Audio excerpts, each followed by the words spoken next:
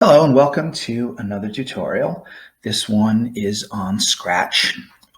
It's an introduction and it is meant to get you somewhat familiar with the Scratch stage coordinates. Okay, so first thing we want to do is we want to save our project because we're going to be looking at grid coordinates. Okay, so to help us with this, let's change our background. So we'll go down to the bottom right-hand corner of our screen and we'll choose a backdrop. We'll click on the magnifying glass so that we can search the library. And we will scroll all the way down. And what we want is this particular backdrop called XY Grid. Sorry, it's a little covered up by my little menu here, but this is the one we want. Click on it and it comes up. All right, now, like any grid coordinate system, there are two axes, okay? There's an x-axis and a y-axis, and any coordinate on this grid, like reading a map or playing Battleship, okay, will be a combination of these two axes, as this project will show. So, to help sort of reinforce that, we are going to have our little character Scratchy here do some things for us, okay? But before we have him do that, let's talk briefly about these coordinates and how they're organized. So let me just pull Scratchy down out of the way. So our x-axis is the horizontal or side-to-side axis. Now, directly in the center is 0. All the way to the left is negative 240, this point right here. All the way to the right is positive 240, this point right here. And as you can see from this, this background, there are some incremental spots. This is 200, 100. This would be roughly 50, okay? And then from the left-hand side of it, the numbers are negative. So this would be negative 50, roughly, negative 100, negative 200, so on. 240, okay? Now our y-axis, similar idea, except it's vertical, up and down. At the very top, we have positive 180.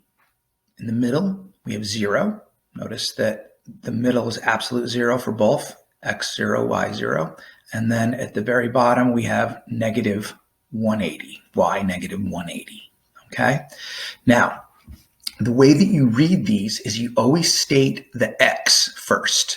So x by y. So x something by y something. And that's generally how it's understood that we are going to read this. So to illustrate that, let's have Scratchy make a square for us. So we're going to have him start right here. Then we're going to have him come over here. Then we're going to have him come down over here. Then come over here and then back up to our original spot. And this is going to require us to put in some coordinates for him to do that. All right, so first things first, let's go over to our blocks palette and we have the motion one selected. And what we're going to do is we're going to drag out one that says go to X coordinate and then Y coordinate. So what we're going to do is we're going to replace what's in there right now and we're going to have Scratchy go to this spot, which if we read this correctly is negative 100 because it's on the X. Remember, the first thing we're doing is left to right. So negative 100 is what this will be right here. So minus sign 100.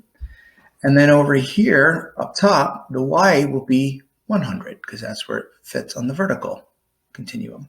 So we'll say over here, 100. So we're going to have Scratchy go to X, negative 100, Y, 100. So if I click on this, watch, he'll just go there. There he is. He went straight to it. Very good. All right, so next, I'm going to have Scratchy go to a number of different coordinates, as we mentioned. The next one is going to be right here. So I am going to just simply copy this. I'll right-click on it and duplicate it, and I'll put that right here. I'm not going to snap them together yet. So the next coordinate will be x 100, y 100. So we already have the two 100s in there. We just need to get rid of this negative sign. And let's test it. I'll just click on it. Does Scratchy go where we want? Yep, he does. Good. So the next coordinate is going to be x 100, y negative 100. So I'm going to duplicate this, bring it down. And as I said, it's x 100, y negative 100. So I've already got the two 100s in here. I'm just going to come in here under y, and I'm going to put a minus sign in front of it. And that should make Scratchy go here when I click on it. So let me click on that. Yes, he goes there. Very good. And then next, we're going to have him come over here. And if you notice, that is x negative 100 by y negative 100. So this is negative 100 by negative 100.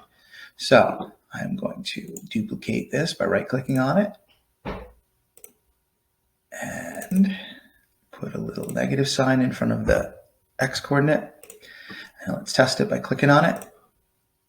There he goes. And then Scratchy went back there, went there. So next we want to have him go back. And we already have that up here. So let's just simply duplicate it and put that down at the bottom. Okay. So now when we run this, he's going to do a square. Okay. So we're going to need to go to Control. And we're going to bring out a wait command, because I want Scratchy to wait a very small amount before he goes and in between each one. So 1 second's a little too much. So I think what I'll do is I'll replace that with 0.1 second. Okay. I'm not sure I did that correctly. Let me double check. Point is period 0.1. There we go. All right.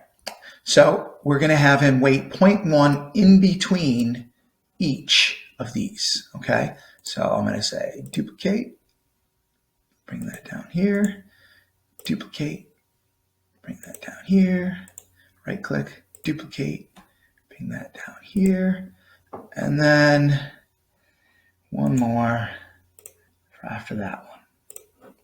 And then the last thing we're going to need is, if we go to events, we're going to need to bring out a hat, starting a new thread. So this particular hat is when green flag clicked. Okay, so when we click this green flag, it'll start this whole thing. So we've got all our pieces. Let's snap them together. So we know that this wait command is going to go with this go to command, just like the rest of them. So let's snap those together like they need to be.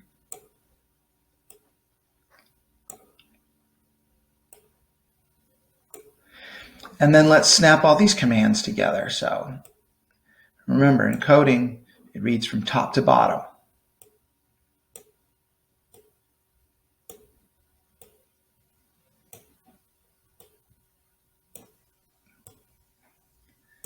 Okay, so when I click the green flag right here, first it'll execute this command, then this one, then this one, then this one. Okay, so let's see what it does.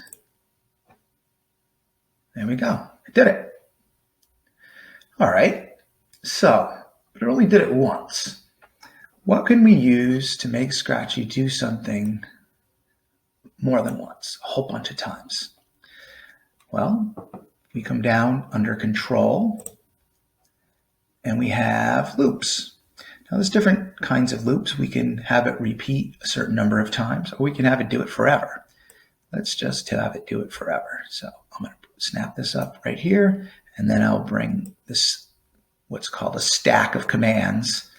I'll bring this stack inside the forever loop, snap it in there, and now look, it's inside the forever loop. And if I press the green flag, it will do that forever.